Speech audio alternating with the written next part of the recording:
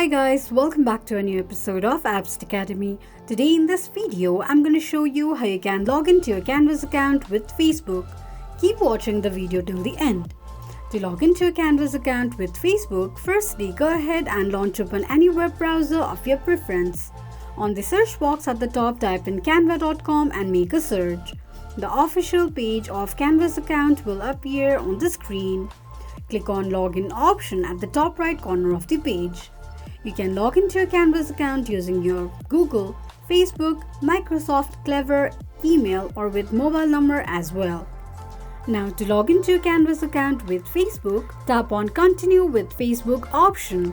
Enter your mobile number or email address and password associated with your Facebook's account and tap on Login. This is how you can log into your Canvas account using Facebook quickly and easily just in few steps. If you have any thoughts or queries, let us know in the comments section. Don't forget to subscribe to our channel. Also press the notification bell icon so that YouTube will notify you whenever we post a new video. I hope this video was helpful to you. Thank you so much for watching.